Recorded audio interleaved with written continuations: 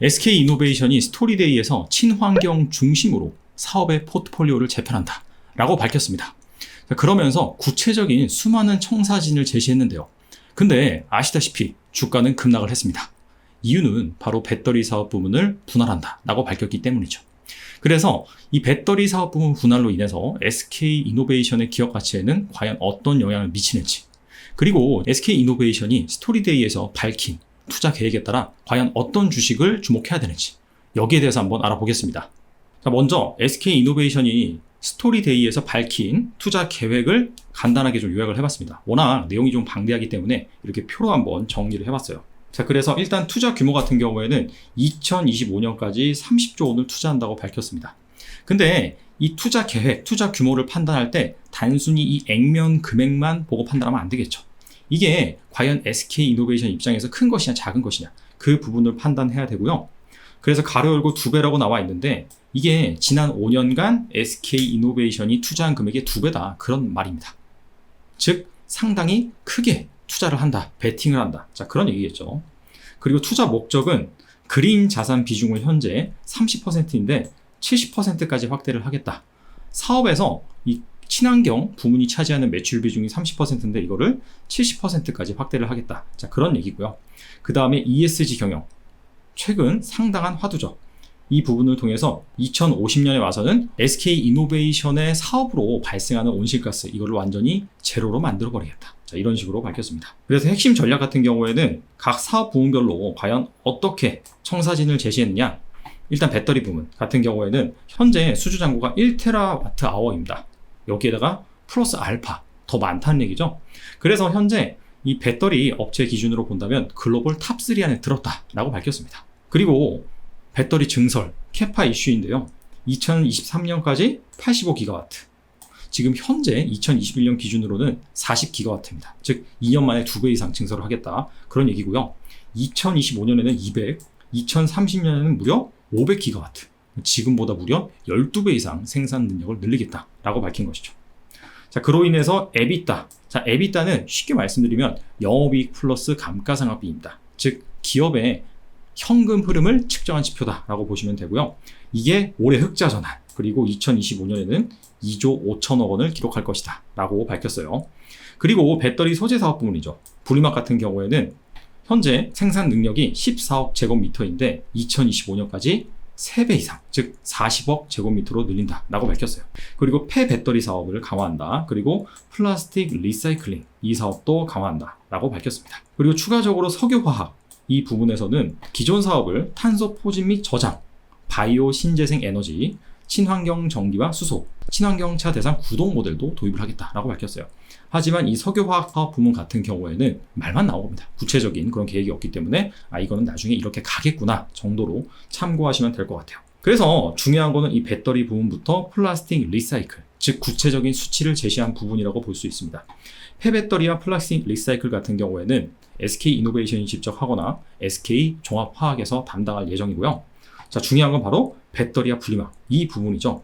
자, 과연 이렇게 SK이노베이션이 기존보다 2배 이상의 투자금을 투입을 해서 해당 사업을 강화한다고 했는데, 그렇다면 과연 수혜를 입을 만한 업체는 무엇인지, 이 부분부터 짚고 넘어갈게요. 자, SK이노베이션 투자 수혜주 간략하게 요약을 해봤습니다. 자, 표에는 업체명이 나와 있고요. 그 다음에 이 업체가 어느 소재를 만드는지, 그리고 수혜 강도라고 해서 동그라미가 2개면 강한 수혜, 그 다음에 동그라미가 하나면 그냥 수혜다, 이런 식으로 보시면 될 것 같아요. 그리고 간단한 기업 개요가 나와 있습니다. SK이노베이션이 배터리, 그리고 배터리 소재 부문, 해당 업체들을 주목하면 좋을 것 같고요.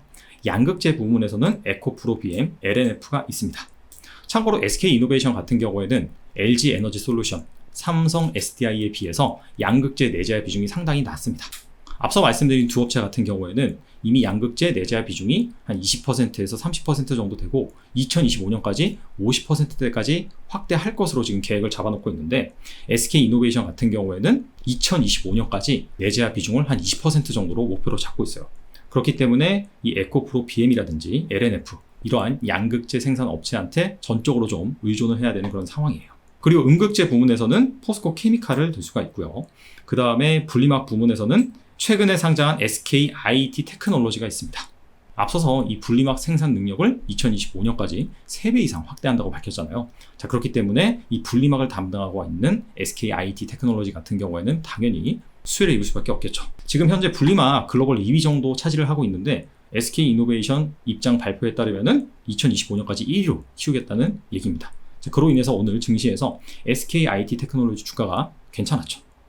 그리고 전해질 부분에서는 첨보를 둘 수 있고요. 참고로 첨보 같은 경우에는 LG, 삼성, SK 3사에 다 관련 소재를 납품하고 있습니다. 마지막으로 동박입니다. SKC가 SK 넥실리스를 통해서 현재 동박, 전지박 등을 생산하고 있습니다. 원래 솔루스 첨단 소재로부터 공급을 받긴 받았는데 아무래도 관계사 비중을 확대할 수밖에 없겠죠.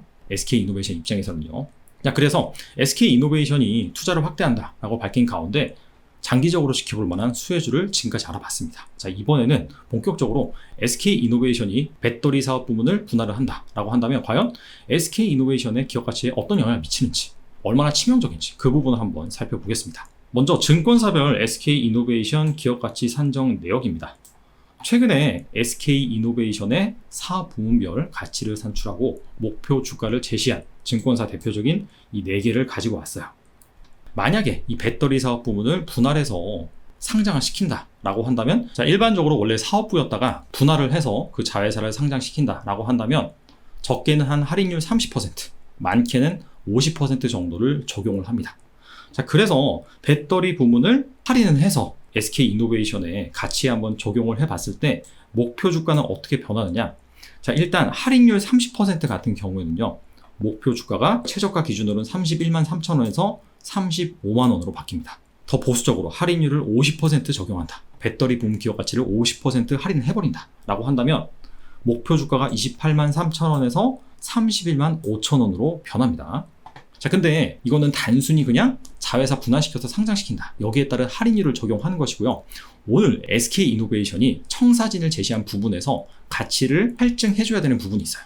자, 일단은 증권사별 이 SK 이노베이션의 배터리 부분 가치를 어떻게 매기느냐? 이건 뭐 삼성 SDI도 마찬가지고 LG 화학도 마찬가지입니다. 자, 크게 두 가지 근거를 들어요. 자, 첫 번째로는 EBITDA입니다. EBITDA가 앞서서 영업이익에다가 감가상각비를 더한 것이라고 말씀드렸죠. 그 기업의 영업 현금 창출 능력을 판단하는 지표라고 볼 수가 있습니다. 아니, 근데 왜 하필 EBITDA를 적용을 하느냐? 배터리 부문이 엄청나게 증설이 들어갑니다. 그렇기 때문에 사실상 그냥 실제 지출되는 비용은 아닌데 회계적으로 지출되는 비용, 즉 감가상각비가 많이 발생하기 마련이죠.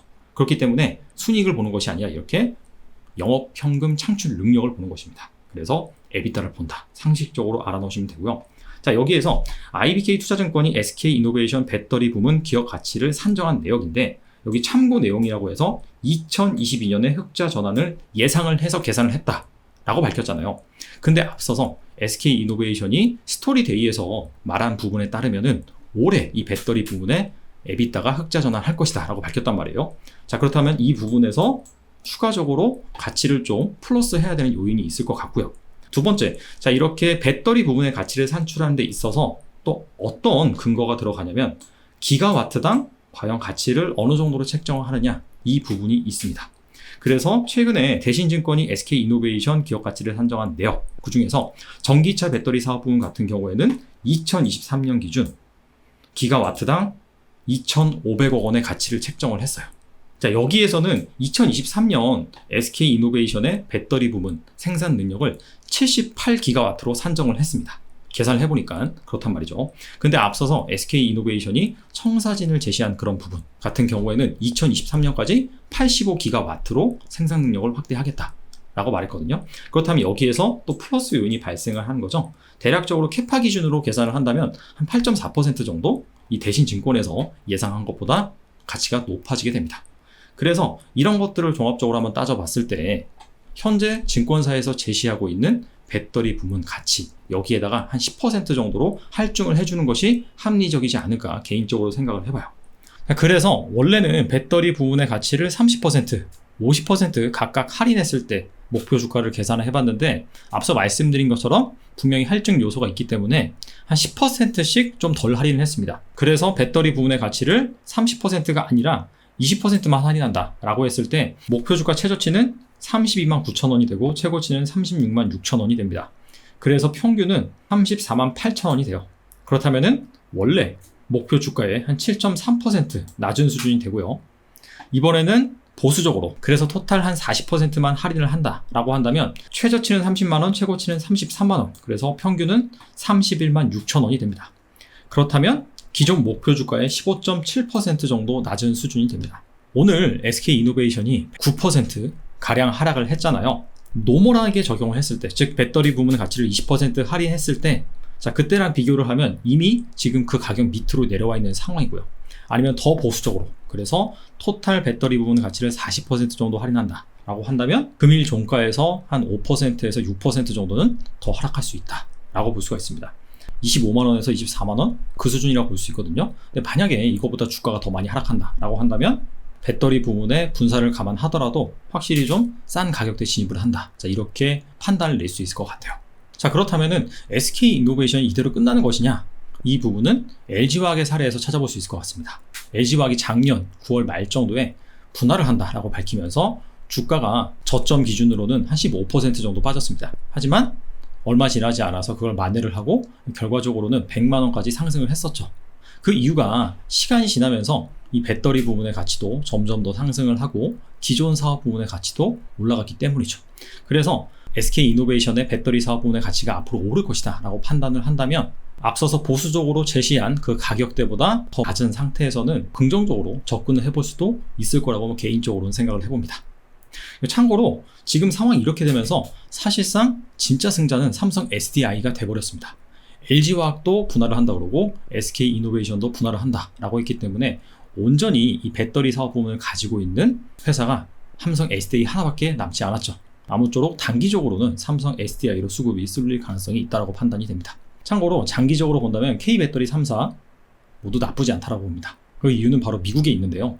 미국 바이든 정부가 최근에 대규모 부양책을 통과시켰습니다. 대대적으로 인프라 투자를 단행할 것으로 예상이 되는데 이 중에서 바이든 정부가 믿는 것이 또 친환경이죠. 자동차도 마찬가지입니다. 그래서 전기차 비중이 미국 내에서 점점 확대될 것으로 예상이 되는데 문제는 이 전기차에 들어간 배터리를 만드는 미국 기업이 거의 없습니다. 배터리 글로벌 시장 1위부터 10위까지 살펴보면 중국 업체, 한국 업체, 일본 업체밖에 없어요. 일본 업체는 점유율이 계속 줄어들고 있고요. 그나마 계속해서 선전을 하는 쪽이 중국과 한국인데 아시다시피 미국과 중국은 지금 사이가 좋지 않습니다. 그렇기 때문에 우리나라 업체를 대상으로 미국이 손을 벌릴 가능성이 높고요. 따라서 삼성, LG, SK가 미국에 대대적으로 공장을 짓기 시작하죠. 확실히 전기차 시장에서는 미국이란 큰 시장을 우리나라 업체들이 가져갈 가능성이 높기 때문에 이런 부분에 있어서 장기적으로 이 배터리 3사 지켜보면 좋지 않을까 생각을 합니다. 오늘 말씀드린 부분은 제 개인적인 의견이고요. 다른 분들의 의견도 잘 반영을 해서 여러분께서 현명한 투자 판단 내리셨으면 좋겠습니다. 최근에 길벗 출판사와 함께 배당주 투자 무작정 따라하기 책을 출간했습니다. 제목에서 아시다시피 배당에 대해서 A부터 Z까지 친절하게 설명해주는 책입니다. 한국 배당주뿐만 아니라 미국 등 글로벌 배당주, 그리고 우선주, 리츠, 배당 ETF까지 다양한 배당주 투자 대상에 대해서 다루고 이런 것들을 어떻게 발굴하고 어떻게 포트폴리오를 구성해야 되는지 그런 부분들을 구체적으로 다뤘습니다. 배당주에 평소에 관심이 있었던 분들 같은 경우에는 이 책이 큰 도움이 될 거라고 생각을 합니다. 아울러 사이다 경제에서 배당주를 가지고 현재 온라인 강의를 진행하고 있습니다. 배당주에 대해서 좀 더 디테일하게 배워보고 싶으신 분들, 배당주 투자 기대 수익률을 높이고 싶으신 분들, 그리고 주기적으로 이 배당주 발굴에 도움이 되는 자료를 받아보시고 싶으신 분들은 강의를 수강하셔도 괜찮습니다. 감사합니다.